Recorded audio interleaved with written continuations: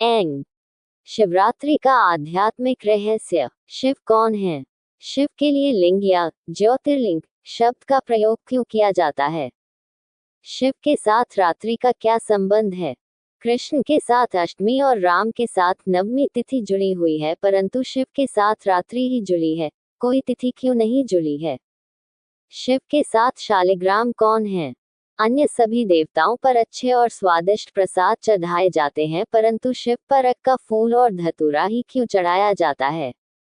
क्योंकि शिव की मूर्ति शरीर रहित है, परंतु उनका वाहन नंदी शरीरधारी क्यों है?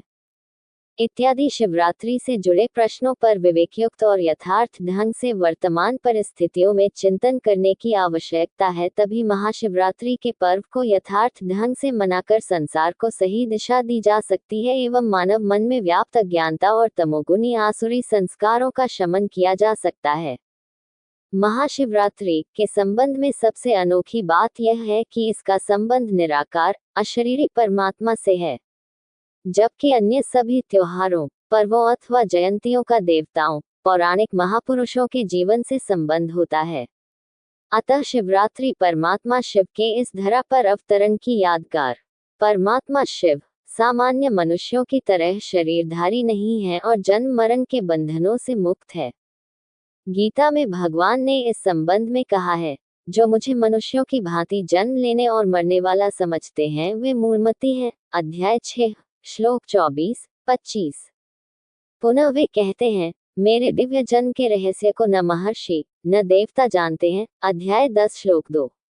इससे स्पष्ट है कि परमात्मा प्रकृति के तत्वों के अधीन कोई सामान्य मनुष्यों की तरह शरीरधारी नहीं हो सकता है। प्रायः सभी धर्मों के लोग निर्विवाद रूप से परमात्मा को ज्योतिर्बिंदु स्वरूप और अशरीरी तथा जन्म मरण रहित तो स्वीकार करते ही हैं। अतः शिव का अन्य भाषांतर गॉड, खुदा, ओंकार इत्यादि है और शिवरात्रि परमात्मा के दिव्य अवतरण दिवस की यादगार है। शिव के साथ रात्रि का संबंध। ये तो सभी धर्मानुयायी मानते ही हैं कि परमात्मा का अवतरण पापाचार, अधर्म और अज्ञानता का विनाश करके सत्य धर्म की स्थापना करने के महान कर्म के निमित्त ही होता है।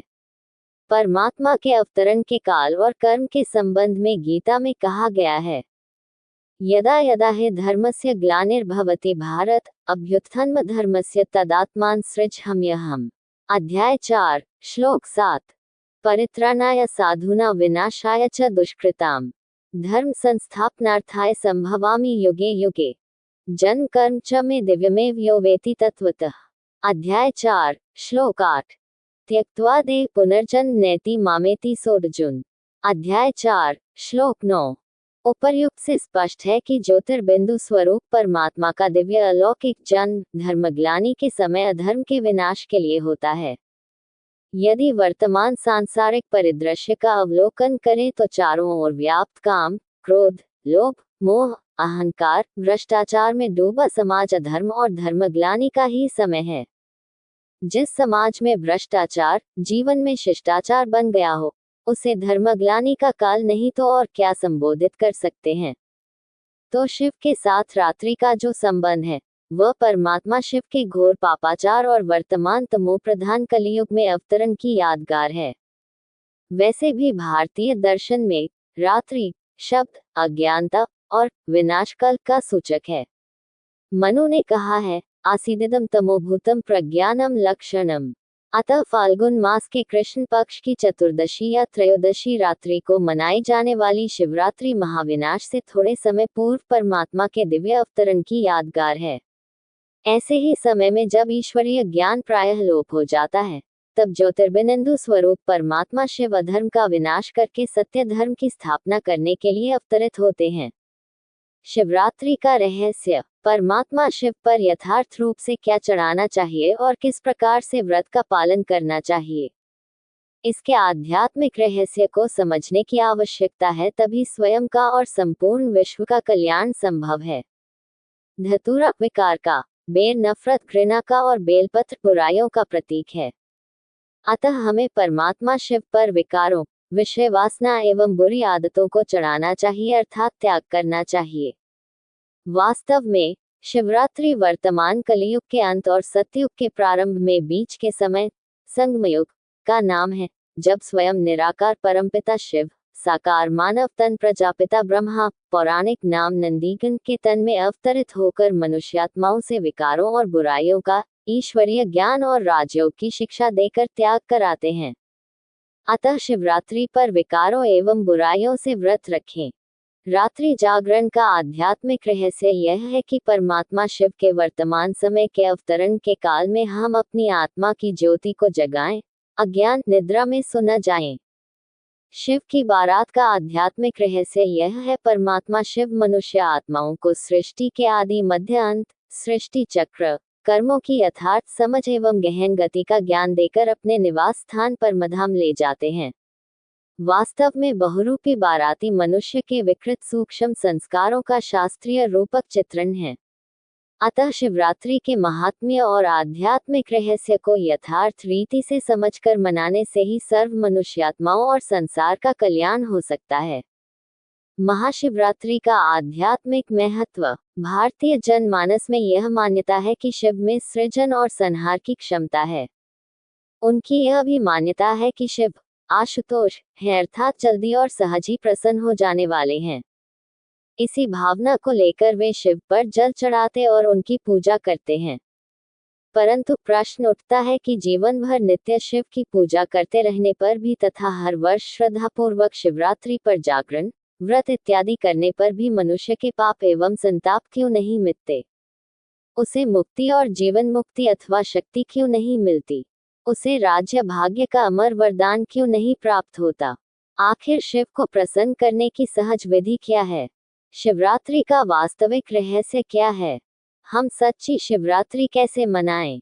शिव का रात्रि के साथ क्या संबंध है जबकि अन्य देवताओं की पूजा अर्चना दिन में होती है? शिवरात्रि से जुड़े इन प्रश्नों का उत्तर इसके आध्यात्मिक रहस्य का उद्घाटन करते हैं। कुछ उलझे हुए प्रश्न। भक्ति काल में जब हम मंदिर में जाते थे तो देखते थे कि मंदिर के मुख्य स्थान पर मुख्य देवता की मूर्ति स्थापित होती है और मंदिर के एक कोने में शिवलिंग भी अवश्य स्थापित रहता है।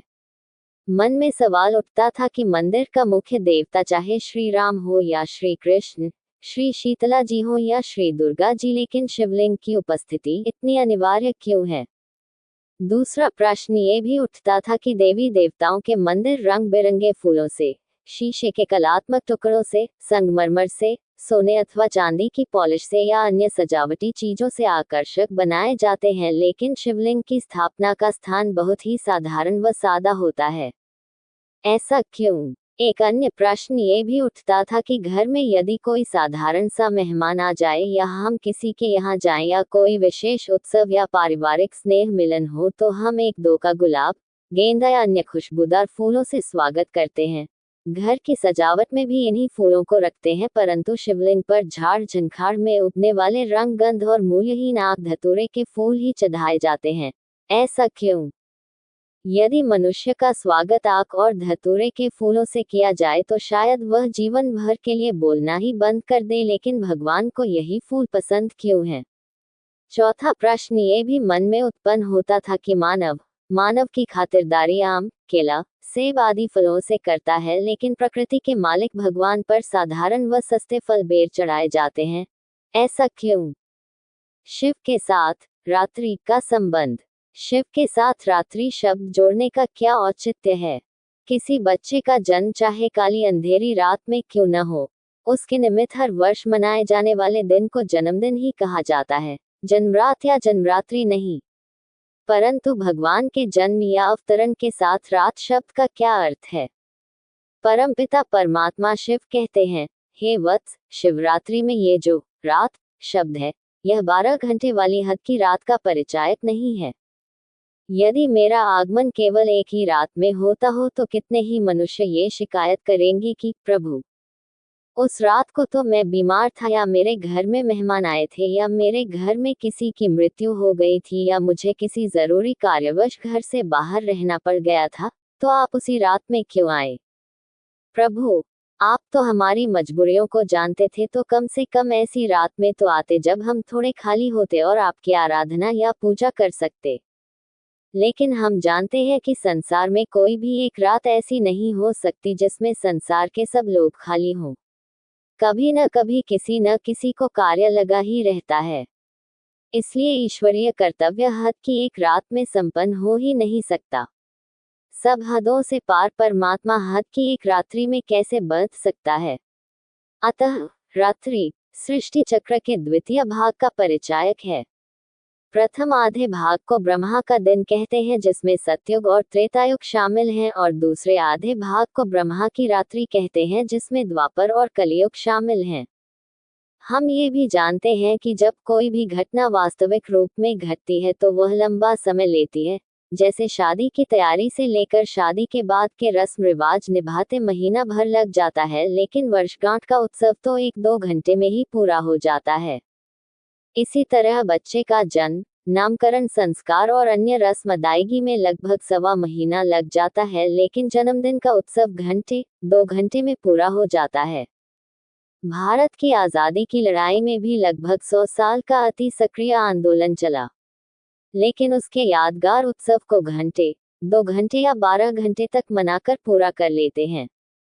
इसी प्रकार परमात्मा शिव द्वारा सृष्टि को पावन करने का कर्तव्य वास्तव में केवल रात भर नहीं, वर्ष भर नहीं, लेकिन लगातार कई वर्षों तक चलता है।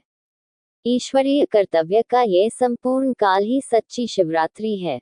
लेकिन भक्तों द्वारा कई वर्ष चलने वाले ईश्वरीय कर्तव्य की यादगार के रूप में केवल एक रात्रि के जागरण और उपवास आदि द्वारा शिवरात्रि मना ली जाती है। कलियुग को रात की संज्ञा क्यों? आमतौर पर यह माना जाता है कि रात के अंधेरे का फायदा उठाकर लोग समाज विरोधी काम करते हैं, जैसे चोरी, हत्या, लूट आदि, लेकिन कलियुग में तो ये सभी कुकर्म दिन दहाड़े होते देखे जा सकते हैं। बीच चौराहे पर सैकड़ों हजारों की उपस्थिति में चोरी, हत्या, लूट, चोरबाजारी, अपहरण, उठाईगिरी, डराना धमकाना, शोषण, मारपीट आदि होते रहते हैं और लोग काट के उल्लू बने देखते रहते हैं। जैसे सोए हुए आदमी के क्रियाकलाप जाम हो जाते हैं, वह किसी को सहयोग नहीं दे पाता, ऐसे मानो सारा समाज सोया हुआ है, निर्जीव सा है, जो कुकर्मों का जरा भी विरोध नहीं कर पाता। पुलिस की नाक नीचे अपराध हो जाते हैं, सेना के होते आक्रमण और घुसपैठ हो जाती है, रक्षा तंत्र का जाल बिछा होने पर भी किसी की भी सुरक्षा कभी भी खतरे में पड़ जाती है। तो ऐसे तमोगुनी समय को दिन होते हुए भी रात का नाम दे दिया गया है, और यह उचित भी है। भगवान का कर्तव्य कलियुग में ही क्यों कहा जाता है? परिस्थिति पुरुष को जन्म देती है। कलियुग की परिस्थितियां ही भगवान के आगमन का कारण बनती हैं। भगवान को हम बिगड़ी बनाने वाला, दुखभंजन, हरि, पापकटेश्वर, अवधरदानी, मुक्तेश्वर, खिवैया, रहमदिल, कृपालु आदि नामों से जानते हैं। उनके ये नाम है तो जरूर उन्होंने ऐसा कर्तव्य भी किया होगा। जैसे वकील वहां जाता जहां झगड़ा हो, डॉक्टर को मान्यता वहां मिलती जहां बीमारी हो, फायर ब्रिगेड का इंतजार भी वहां होता जहां आग लग गई हो। इसी प्रकार बिगड़ी बनाने वाले की राह भी तब देखी जाती जब सबकी किस्मत बिगड़ गई हो। दुख की अति में ही दुखभंजन को याद किया जाता है। तो सवाल उठता है कि दुख सबसे ज्यादा कब होता है? क्या सतयुग में? नहीं। त्रेता में? नहीं। द्वापर में? नहीं। कलियुग में? हाँ। तो भगवान पाप काटने का, नया पार लगाने का, दुख मिटाने का, ज्ञान दान से झोली भरने का, ये सभी कर्तव्य कलियुग के अंत में ही करते हैं। जैसे सूर्य की पहली किरण फूटते ही समय बदल जाता है, अर्थात दिन हो जाता है या दिन उदय हो जाता है, उसी प्रकार भगवान का अवतरण होते ही कलियुग में ही संगमयुग नाम वाले नए युग का प्रारंभ हो जाता है, जिसे ज्ञान द्वारा जागृत होने वाले ही जान और अनुभव कर पाते हैं। परमात्मा शिव की शिक्षाएं। संगमयुग में भगवान शिव काम, क्रोध आदि सभी विकारों की बलि अपने ऊपर चढ़वाते हैं। सोई हुई आत्मा का ज्ञान द्वारा जागरण कराते हैं। मनमना भव का महामंत्र अर्थात निरंतर स्मृति स्वरूप होने की श्रीमत देते हैं और गलत वृत्तियों का मन से उपवास कराते हैं। ईश्वर पिता के इन आदेशों का ज्यों का त्यों पालन करने वाले कलियुगी ककपन को छोड़कर सतयुगी दैवी बादशाही को प्राप्त कर लेते हैं। तन, मन, धन और जन का 100% सुख पा लेते हैं और 21 जन्मों के लिए उनके भंडारे भरपूर हो जाते हैं। आज्ञाकारी बच्चों के भंडारे भरपूर करके नई दुनिया अर्थात सत्यों की बागडोर उनके हाथों में सौंपकर परमात्मा शिव स्वयं परमधाम लौट जाते हैं और सृष्टि पर 2 युगों तक 100% सुख, शांति और पवित्रता का साम्राज्य स्थापित हो जाता है। परमात्मा शिव के इसी कर्तव्य की है यादगार के रूप में देवी देवताओं के मंदिरों को भी बहुत सुंदर तरीके से सजाया जाता है, परंतु शिवलिंग साधारण रूप में ही होता है। देवताओं पर बढ़िया खुशबूदार फूल चढ़ाए जाते, लेकिन परमात्मा शिव पर विकारों के प्रतीक आक और धतूरे चढ़ाए जाते, क्योंकि देवताओं को बनाने वाला परमात्मा शिव ही है। अर्थ का अनर्थ। कालांतर में द्वापर युग के आरंभ में जब भक्ति मार्ग शुरू हुआ तो संगमयुग पर परमात्मा द्वारा किए गए कर्तव्य की यादगार रूप शिवरात्रि मनाई जाने लगी, परंतु परमात्मा शिव ने जो शिक्षा दी थी उसके अर्थों का रूपांतरण हो गया। जैसे एक कहानी सुनाते हैं कि एक मरणासन पिता ने अपने पुत्र को बुलाया और कहा कि जीवन में सच्चा सुख प्राप्त करने के लिए हमेशा याद रखना कि दुकान पर अंधेरे में ही जाना और अंधेरे में ही वापस लौट आना। आज्ञाकारी पुत्र ने पिता की बात की गांठ बांध ली। पिता ने शरीर छोड़ दिया। इसके बाद पुत्र प्रतिदिन मुंह अंधेरे उठता, दुकान पर जाता और दुकान को फिर से बंद करके मुंह अंधेरे ही लौट आता। कुछ ही दिनों में पुत्र का दिवाला निकल गया। उसके मन में प्रश्न उठा कि पिता की आज्ञा मानते हुए भी मैं कंगाल क्यों हो गया। गांव के किसी समझदार बुजुर्ग से जब उसने इस प्रश्न का समाधान मांगा तो उसने समझाया,